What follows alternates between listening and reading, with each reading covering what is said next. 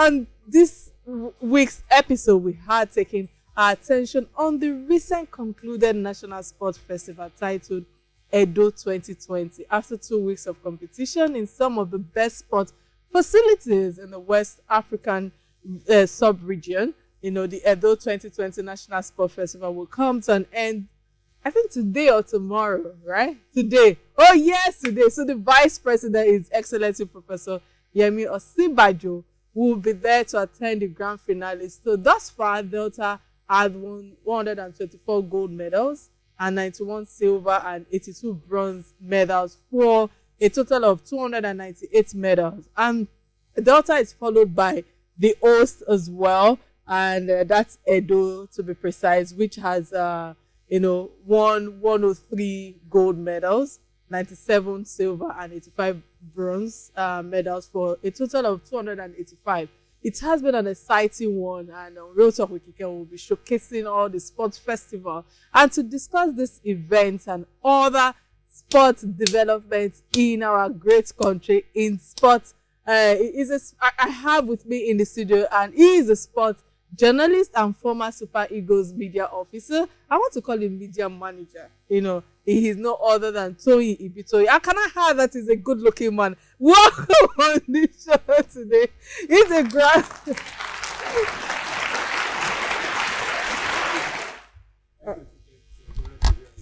All right, many thanks for being here. And he's a grand sports analyst. Many of us would think that every Tom, Dick, and Harry analyzes sports on radio and on TV. But our guest today is a graduate of University of Ibadan and also a product of the Nelson Mandela Metropolitan University. I'll say again, welcome to you. It's great to have you on the show today. And it's more interesting to meet the former media manager to our great national football team. So let me start by saying, how are you doing today? Have you been keeping safe? Because most people don't believe that there's still coronavirus. So have you been keeping safe? Have you been staying safe? Yeah, thank you, Kike. I'm happy to be on this show. My first time on Inspiration 92.3 FM. Hey, give him some shakara. They came to the family radio station, the only family radio station in Lagos. Thank you, and I'm happy. I'm happy that I have this opportunity to also be on your show. I've been keeping safe. All right. You can see my face mask with me. Mm-hmm. I've been going everywhere properly masked up. But because maybe we have vaccination now, people are taking things a little easy. But until it goes round, you can't take anything for granted. So I've been keeping safe, and I'm happy that the numbers are good now. Yes. It's getting better every day. We're not having as many cases as we used to have. So it's good, and I believe we've beaten the curve, and we can only improve and get better. From now on. All right, many thanks for that. So let's just dive in. You're a fellow sports or your fellow sport journalist, and Godwin. What's his name again? I think Edwina. Nakena. Okay, Nakena. He likes the name to be pronounced exactly the way it is. Nakena, your fellow sports journalist, said that Toyi Ibitoye deserves a standing ovation as he pulled out as a media officer of the Super Eagles of Nigeria after 5 years. I think 5 years plus of meritorious services to our fatherland. Kindly run us through the achievements of your office during the 5.5 years period in Nigeria. I completed my assignment October last year after about 5 years, 7, 8 months with the national team. It was a very wonderful experience. I enjoyed every bit of it. Okay. It's a privilege to work with the biggest football brand in Nigeria, which is the Super Eagles. And I'm particularly happy that I work with a very dedicated, very disciplined bunch who never made life difficult for me. When the boys are disciplined, important. Yeah, when the boys are disciplined and there are no cases to report for journalists who want to maybe pick out negative side of things, and there are nothing to report, and then the boys are also doing well on the pitch, it makes your job a little easy. People think you're amazing. people think you're fantastic, but the boys are actually the ones who are making it so much fun for you. So I'm happy I enjoyed it, and of course you want to be on that kind of a job for as long as possible. But life is, you start, you end, you move on to another phase. Somebody else will come and enjoy what you have. Everything in life is seasonal. Everything is time and season. So when your time is up to move on, you move on, and try not to be bitter about it. Try to be happy that you had an opportunity to do it, and I'm happy. I'm so happy about the submission, and this says a lot about you. I'm glad to have met you today. All right. Some people will be wondering what's going on with Kike and this girl, right? So the National Sports Festival concluded yesterday with Delta and Edo State. Concluding today. Okay, all right, today. Thank you again. Yeah. I know. I think having today, maybe some boxing. I'm not very sure, but I'm sure it's ending today. Ending today, okay. Yeah. Having the highest number of medals, So what clue or pointers do other states need to take from these two states that scale up to the sports performance that you've seen thus far? Yeah, I think it's always about the foundations that have been laid in the old Bendel state when Edo and Delta were together as Bendel.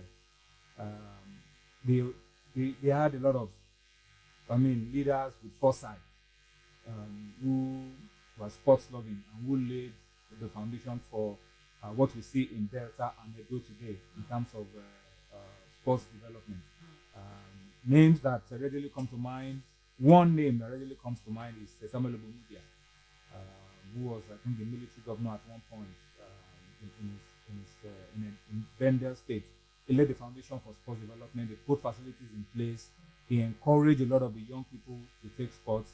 And it's not a surprise that when you look at what Edo and Delta are turning out on a consistent basis in terms of the quality of athletes, the impact they had on Nigeria at the global level, then you see that it was a lot of foresight. And now they are beginning to enjoy the benefits of those investments that they made in sports a long time ago, providing training camps, providing stadiums, facilities to train on. And the present government of Godwin Obaseki and Philip Shuaibu have also followed in the same path.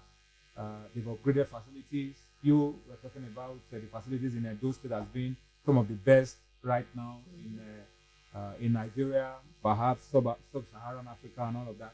Yes, they have invested a lot in facilities, and it's a pity that they've not been able to make as much of a commercial success or commercial gains from the festival as they would have wanted, because the pandemic came in, and they now have to organize the festival without fans, without too much spectators coming around. Okay. So it really affected what they would have been able to make in terms of sponsorship and the commercial aspect of the game and the economic gains for the people of Edo State. But in spite of that, I think they can beat their chest that in a difficult time like this, when events are cancelled. This event got postponed about 3-4 times. It was supposed to hold in 2020.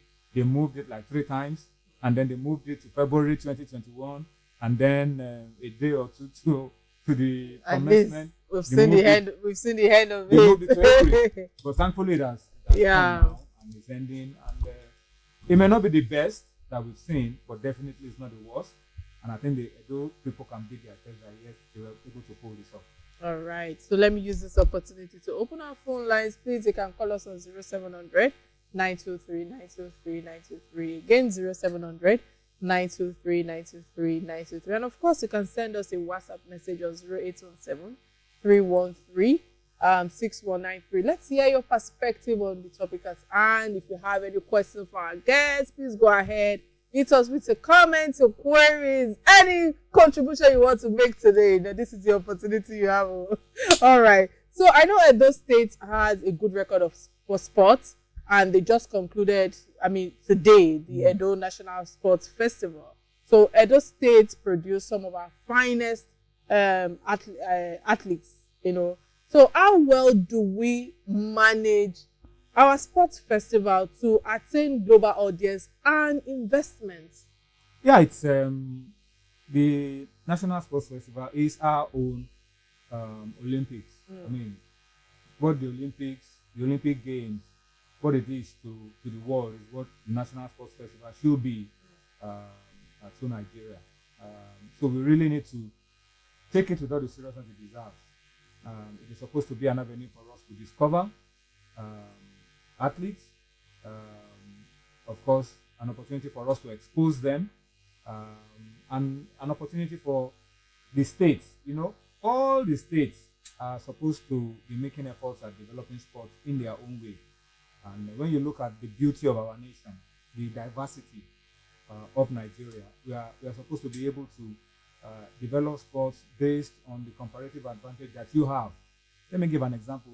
In the South, Bayelsa Rivers, where you have, even Lagos, where you have a lot of waterways, a lot of water around you, swimming should be an advantage for a lot of people, you know. Sure. When you look at Bayelsa people, they are naturally very physically strong people.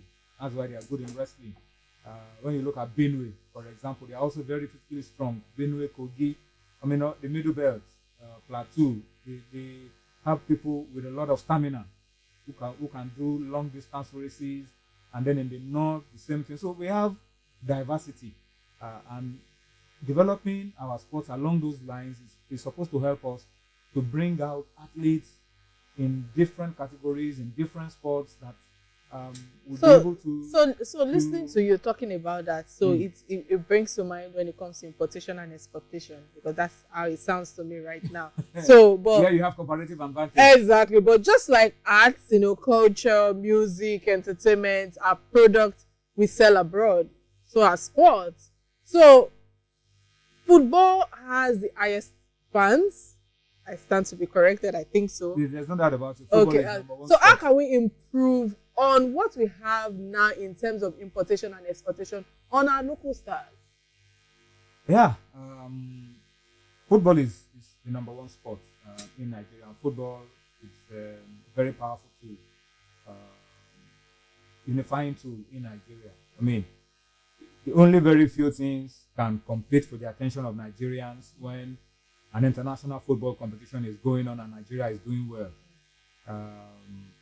I'm not sure we've had the kind of force that we produced in 1996 during the Atlanta Olympic Games with the football team when they beat Brazil, they beat Mexico, then they beat Brazil, then they beat Argentina in the final. I mean, that was like beating the world powers before becoming Olympic champions.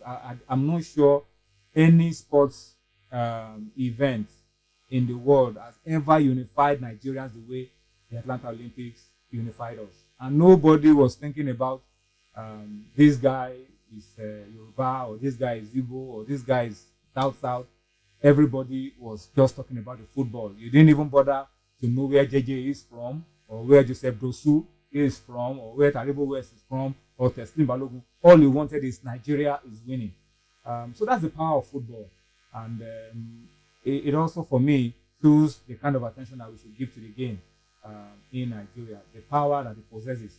And Nigeria is blessed, Nigeria is blessed, because one of the first things a young boy grows up to understand when a little boy is born, 3, 4, 5 months, the first gift that I usually give that boy is a football. So he starts to kick the ball from very early in his life.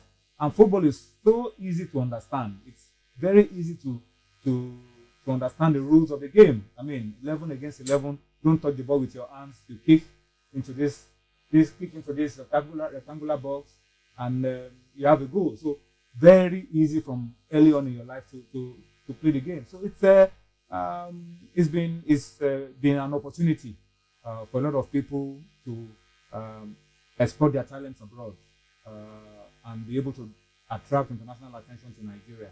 And that calls for us to also structure the way we develop the game, because football globally now has become science. It's become a money spinner. Lionel Messi, Ronaldo may not go to school, but the kind of money that they have They can buy all the university degrees in the world. Oh, yes. And they can pay all the professors in the world. Oh, yes. That's the power that football can bring to you. So we need to structure how we develop football in Nigeria so that we can give our young players an opportunity to rub shoulders with the best in the world. All over the world, nations are paying attention to football development. They are putting structures in place to enable them catch talents from very early on in their lives, train them in the best way possible, and make them to be able to adapt to the best facilities available, the best principles, best practices available. We need to also do the same, so that we can catch our players from early on in their lives, polish them, and help them to become global stars. Now we have examples. Let me just talk about the recent ones. Victor Osimhen. A few years ago, Victor Osimhen was roaming the streets of Lagos, hawking, barefooted. But look at Victor Osimhen today. He's a golden boy. He's the highest paid African. His recent move from Lille in France to Napoli in Italy. And now he's lifted his family. He's an inspiration to the young ones who know his story, And then when you look at a whole lot of other young people, JJ Okocha also used to sell oranges on the street, but now JJ's name opens doors in any part of the world. So these are pointers to the fact that, look, if we can get our structures right, put facilities in place to begin to expose our young ones to the best practices available, we are going to be able to turn out more stars for the country. All right, many thanks for that. Listening to you and talking about transfers from different places to the other, this takes me to a transfer news that caught my attention, and that is how Ahmed Musa, has returned to Kano Pillars, right? Yeah. Kano Pillars in NPFL. NPFL. Yeah, exactly. NPFL, yeah. So many players of his caliber would prefer to go to China and the Middle East to make more money. So, some people say it's because the opportunity have not opened doors for him. That's the reason why he returned to Kano Pillars and the likes and all that. What do you think? What do you draw from from his own decision or the move that he made? I'm happy that Musa has an opportunity to play football. You have to understand the peculiarity of the situation. Ahmed Musa is the captain of the Super Eagles of Nigeria. Okay. He mutually terminated his contract with the club he was in last year in Saudi Arabia. And ever since, he's been able to get another club. He's made efforts to get some other clubs, but it's not worked out for him. And then you remember the furore that was raised about Musa getting invited when we played our last set of games in the Nations Cup qualifiers against the Benin Republic and Lesotho. There was a lot of story on social media. Why did you call the player who is not playing and all of that? Now, as a captain of the national team, you don't want to be in that kind of a situation. Sure. So I'm happy that Musa, for me, it's a reflection of the focus that he has, and it's also a reflection of how humble he is. Yes, for those of us who have worked with Musa for a long time, Musa is very unassuming. Musa is down to earth. Go to Kano, go to Kaduna, look at facilities that Musa has put in place for young people to play football. Amazing. Not just for football, education. He sponsored a lot of people to the university and all of that. That's why the fact that he himself is not a university graduate, but he's done so much for education and sports in Kano and Kaduna State. So I'm happy for him that he has this opportunity. I have no doubt that it will help him to keep himself in shape. World Cup qualifiers are starting in about 7 weeks. We need our captain to be in excellent shape. This gives him the opportunity. And I hope he's able to make a lot of positive impact on the young people that they'll be playing with in Kano Pillars. All right, many thanks for that. Let me use this opportunity to also, remind our listeners that you can call us on 0700 923 923 923. Again, 0700 923 923 923. And of course, you can send us a WhatsApp message on 0817 313 6193. Let's hear your perspective of the topic at hand. And of course, I know I have loads of sport listeners right now. This is the time for you to call in and let's hear you and give us some queries, comments, and the likes and all of that. So, still talking about NPFL, it has been ranked 10th in Africa and the 77th best league in the world for the year 2020. and it was the first for Africa for 2021, according to the International Federation of Football History and Statistics. So my question now is, what are the factors responsible for our league to have, to have dropped its standard? It's that's a very tricky question. Yes, very tricky one. Because we need to do a lot more work for our league. We just talked about Ahmed Musa coming back to the league. For us, it's such a big deal that a player of the caliber of Ahmed Musa, the top scorer for Nigeria in the World Cup, the captain of the Super Eagles, coming to play in the league. We've made a big issue of it.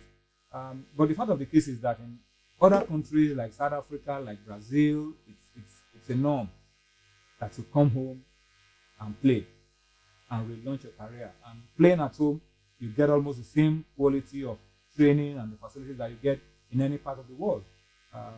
So that for me is the first thing that we need to do. We need to provide facilities in our league. We need to provide proper structure for our clubs. We need to take the welfare of our players very seriously. Medical facilities, health facilities, sports nutrition, all of these issues may look like, tiny bits, but they make a big difference at the end of the day. So these are the issues that we need to put in place in our league. The structure of our clubs to be able to keep our best players is very, very important. So that if an Ahmed Musa, for example, is not getting a club in Europe, he comes back and he enjoys the same kind of facilities. And when you call a player from our domestic scene into the national team, for example, he's not wowed by the kind of facilities he sees in the national team because he's used to seeing top-class facilities in the clubs. So these are the issues that we need to tackle as quickly as possible so that we can compete with the best leagues in the world. When you do that and you compete with the best leagues in the world, you open up the opportunities for your players to also compete with the best players in other parts of the world. Sometimes our players live here.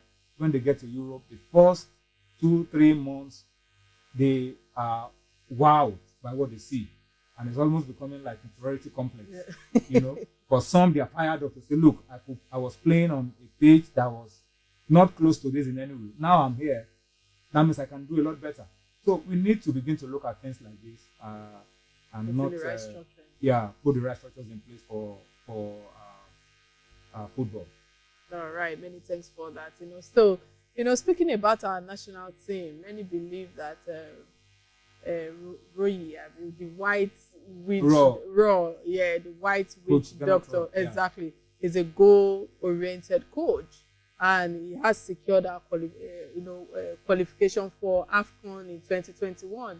So what's your take thus far on the management of the Super Eagles, knowing that you once managed the Super Eagles? My opinion will be biased. Definitely. People will not take my opinion. This is real talk. This is real talk. Can you please remain real right now? Real talk, yeah. But I may not be with the team physically as I used to, but I'm definitely with the team in spirit. Okay. I understand the philosophy of the coach. I understand the thinking and the mentality of the players, and I've been. Let me not just start to hero worship. Get not wrong. There is no perfect coach in the world. Just get me right. But I think he's a good coach. I think he's a very good coach. Okay. I think he can. Okay. He has qualified us for every tournament. That may not be what we want because we may feel that we are a big nation. Qualifying for tournaments is not supposed to be a big deal. Okay. But then before he came, we had missed out on 2 AFCONs back to back. We had missed out of 3 AFCONs out of 5. So it wasn't exactly that he met anything on ground. But he's a good coach. He can do better. And my hope is that he's able to. His dream is to achieve something unprecedented with Nigeria. So I hope that comes to pass for him. That he's able to go to the next AFCON, do well, and go to the next World Cup, qualify us for the next World Cup, and then go for that World Cup in Qatar 2022, and also set a record that hasn't been set before in Africa. All right. So in 1 minute, I was opportune to interview Amaju Pinnick and the NFA boss, and he's quite an influential person. World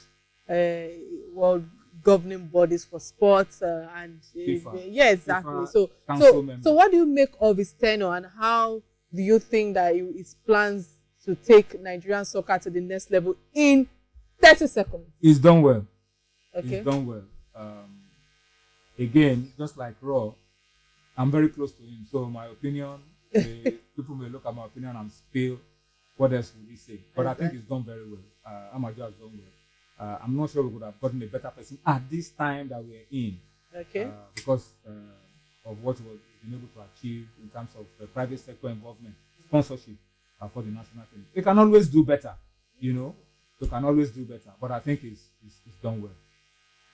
All right, many thanks for that. If you're just tuning in, this is Real Talk with Kike. We have with Toyin Ibitoye, a sports journalist and former Super Eagles media manager. We have been discussing sports festival as well as sports development in Nigeria. Again, you can call us on the number 0700 923 923 923 to hear your perspective of the topic at hand. And of course, you can, ask us all the questions you want to ask right now, because we have the best what now? The best fit or the best and in the studio with us. This is the only opportunity you guys have. All right, guys. So, listening to you thus far, I cannot help but ask this question, because I was opportune to work with quite a number of people in the past. One thing that still saddens me is how Nigerian treats our ex-nationals. I have the privilege of working closely with Segun Degbami, the likes of late Joeriko, a great man. I miss him so much. Muse Adepoju as well. And I know the story of this, of another great man as well, is Rashid Yekini, of blessed memories. What's your take on how the government should take care of them after active service? Yeah, these guys gave us a lot to remember. Brought us moments to cherish. All right, kindly hold that thought. We have a caller on the line. What's your name and where are you calling from, please? Hello, good evening. This is Tapi. Okay, what's your contribution on the show today? See, I like football so much. Thank you, my fellow sister. All the men, I cannot find them today. so much. All right. What I want them to do is that they should put things in place so that the children can have like school, like academy, where they will train them right from the younger ones to like that. Let them put things in order so that everything will be okay. There are some people now don't have work. They can go into that one also. And if they put things in place. Thank you. Thank you so much for calling. Yeah. Right. Yeah, we were talking about ex-internationals and what they can do. I mean, after their active service. Yeah, football doesn't waste what it produces. I mean, that's one quotable quote I picked from former Lagos governor Baba Fashola. What's his first name again? Babatunde. Yes. He said it that football doesn't waste what it produces. So, as an ex-international, when you stop playing, you can become a coach, you can become a scout, you can become an ambassador, you can become a pundit, So there is a lot that you can still give to the game even after you stop. And I think that's one thing that our ex-internationals should also begin to look at when they stop playing. Don't just sit around and expect that somebody will still be in dreamland over what you did in your active days. Your active days are over, new players will come up, and people will tend to forget all that you did. So keep yourself relevant. I mean, become a coach, become an agent, become anything around the game, and continue to contribute to the development of football in your own way. That's my take. All right. So, I feel like you didn't do justice to that question. I don't know if you're being political with how you responded You want government to give them handouts? No. See, when you call it handouts, I'm sorry. I worked closely with these names I just mentioned to you. And I want to use late Joeriko as an example. I just felt that while he was alive, do you understand, visiting his home and the likes after he has passed on, I was a bit disappointed. And this is somebody, till his last days on earth, was still giving back to the society in terms of CSR, in terms of developing quite a number of boys today. So what are the things that you think that government need to do better when it comes to all these men? I agree with you. There could be something of a trust fund. There could be something that could be put in place for them. But I'm talking about something a lot more sustainable. All right, can you hold that thought? We have a caller on the line. What's your name and where are you calling from, please? My name is Ola from Papa. All right, what's your contribution on the show today? Yeah, like the question they asked again, I think it's being economical with the food. I can't imagine. The media officer, you should have seen what the other countries they do to the health international. The kind of fund they have, and the kind of insurance they have over them, how they make them comfortable. So we just answer the question as if and you are a layman like myself. All right. Many thanks for your contribution. I wanted him to give me examples of countries and what they've done for their players.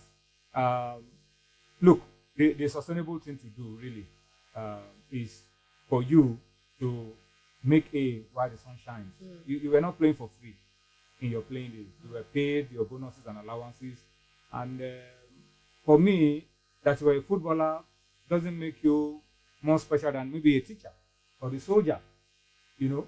And all these people also have played a role in holding this nation together, even at the risk of losing their lives, like soldiers are doing at this point in time. If you're balancing it for like that, I think it makes sense. But the truth is, while you were playing, plan for your retirement. It's very, very important. You don't expect that government cannot even take care of all that it needs right now. There's paucity of funds and all of that. So you can't expect that government will be able to carry the shoulder of everybody who has played, or footballers or athletes or boxers. There are a lot of them, you know. So if you want footballers alone to be taken care of, what about the boxers? What about the athletes? What about the wrestlers? That's true. You know, so it's a whole lot. All right. Thank you so much, Tony, for being here in the studio with me. It's a pleasure, sharing your insight and years of experience with the Super Eagles on the show. And of course, you've done wonderfully well with the way you've answered a lot of our questions today. Thank you so much for sharing part of your evening with us. But before we let you go, you have to hang in around because we still have another behind the closer conversation to do with you. So quickly, guys, we're just changing conversation right now and switching into corporate organization, governance, culture, corporate governance, and all of that. And we have, another guest in the studio. We are not yet done with the show. We've got another person right here in the studio, like I said earlier. She is the Chief Audit Officer, Linkage Assurance PLC. Her name is Oluwaseun Ajila. Glad to have you in the studio today. Many thanks for being here with me. I think it's because of time. We should just quickly go straight to the point because, kindly let people, because I know this is drive time right now. Quite a number of people are listening to us. What is corporate governance? What is corporate, in terms of culture that is being put in an office environment?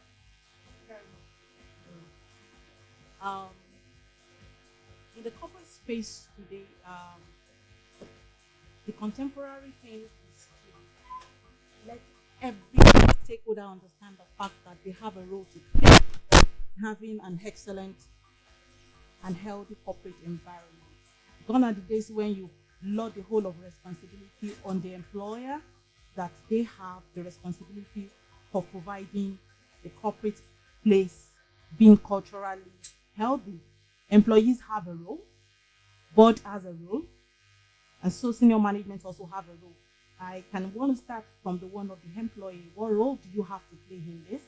It is important that you also understand that you have a personal responsibility to your other colleagues in enhancing a sound corporate environment.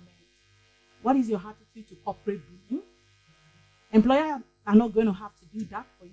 Board are not the ones that would actually make you to be nice or to make the environment safe for your other colleagues.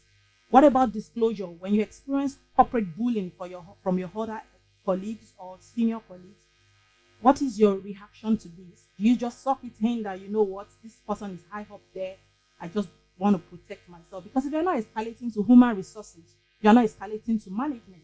Even some of the policies and the framework that board and senior management have put together, it can really work. And so management also have a role. What role do we have as management? We have roles of creating a clean tone at the top. I mean, those policies are just not going to sit in the employee's manner. We need to walk the talk. We need to be able to create good examples, dovetailing from the top down. Board also have a role. They have a role in ensuring that they give us sound policies that can actually enhance a sound corporate environment. So again, it's a work for each and every stakeholder within the value. All right, many thanks for that.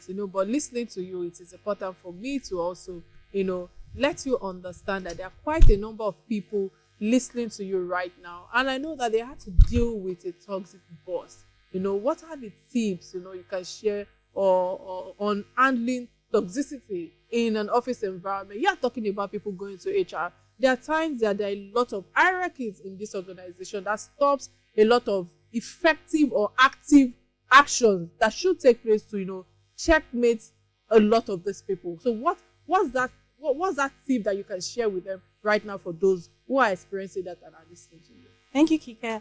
Toxicity, I must say that having a random bad day in the office is not the same thing as being in a toxic environment. Okay. So, and if you are in a full-scale working environment, it's important that number one, you diagnose what level of it are you. Okay. There's some level in which you can still have some workaround, in which you can have coping strategies by having someone you talk to, by having disclosing with human resources. Peradventure, you could have some form of listening here. You could have a coach. You could also have some things to take your effort off that particular level of abusive activities going on around you. But when it becomes a full-scale toxicity and you are not actually at the level in which you can help yourself, this is what I recommend. An analogy says that if you put a frog into a boiling pot of water and you are turning the burner up slowly, the tendency is that the frog is going to boil to death. But if it is an hot water, the frog will jump out of it, meaning that you can't endure high level of toxic environment. All right. Yeah. All right. Many thanks for that. I understand that you have an event coming up this Saturday. So can you tell us about that?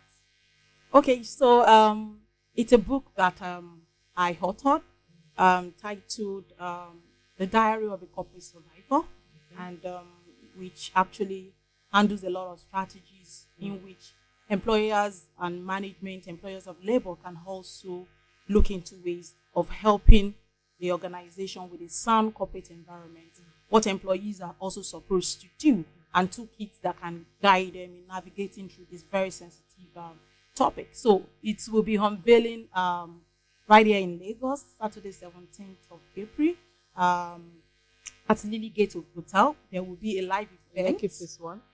Yes, please. There will be a live event, which is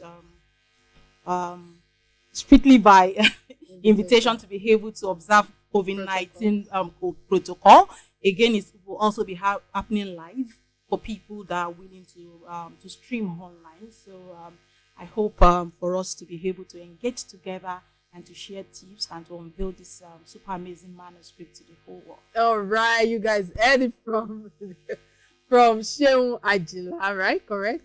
Yes, and I know that today's appearance is just the tip of the iceberg. We will draw from our guests, from our wealth of experience in the TV, on Real Talk with Kike TV on next week, Tuesday. Of course, when you've heard it from her, this book is a must-have for everybody, especially when it comes to etiquette, when it comes to corporate governance, when it comes to how to deal with toxicity in an office environment. There are quite a number of things that we all can learn from, but I would like you to join us on Silverbird Television between 2 to 3 p.m. with Mrs. Oluwaseun Ajala, and she will be She will be our guest on Tuesday. So thank you so much for at least coming in here to just give us a bit of the iceberg of what you're going to do on Saturday. We're looking forward to having you on TV on Tuesday. All right, I think this is where I draw the curtains of today's show. For Omoluabi closing remark, Omoluabi personality, do you know what my favorite part of the game is? The opportunity to play. And this was by Mike Singletary, right? And opportunity means a lot. And opportunity is always a chance to prove yourself and make your quarter to history. And this is what is important by every individual out there. So till I come your way next week, my name remains Kike Lomatondawo, and you have been on Real Talk with Kike on Inspiration FM 92.3. That doesn't change. Bye now.